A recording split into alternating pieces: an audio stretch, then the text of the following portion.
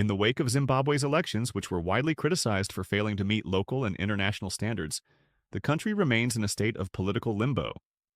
The elections have been labeled as neither free nor fair, and many, including opposition leader Nelson Chamisa, have rightfully questioned the legitimacy of President Emerson Mnangagwa's leadership.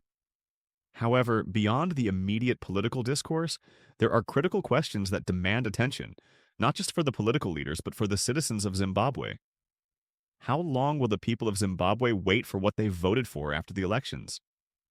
Despite the electoral outcome, the populace's expectations for change remain unfulfilled. The real question here is whether there's a timeline for when these promises will be translated into action, or are we looking at yet another term of unmet expectations? How long will our opposition politicians continue to complain about the corrupt system without taking action? Criticism is plentiful, but actionable change from the opposition seems scarce.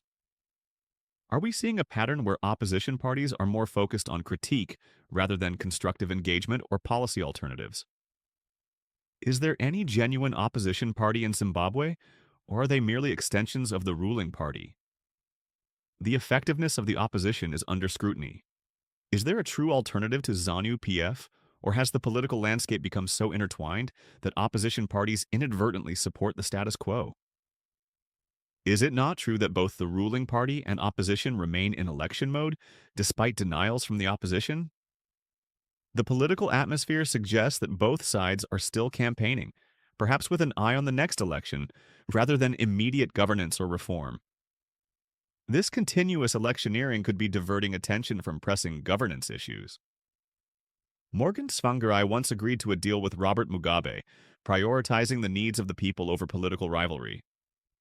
Is it not time for Nelson Chamisa to consider a similar approach with Mnangagwa? Tsvangirai's decision to work with Mugabe was driven by the need to serve the public interest rather than perpetuate political strife. In today's context, would Chamisa's refusal to engage with Mnangagwa be in the best interest of the struggling Zimbabweans, or is dialogue necessary for national progress?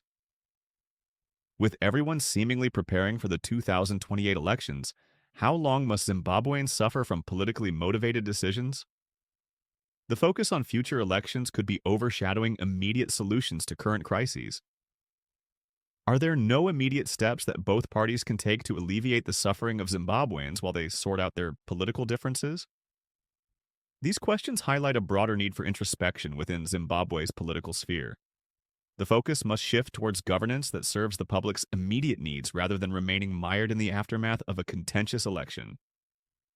The future of Zimbabwe hangs in the balance, requiring not just political engagement, but a genuine commitment to the welfare of its citizens. My thought is that both the opposition and the ruling party are in government for themselves, not to serve the people.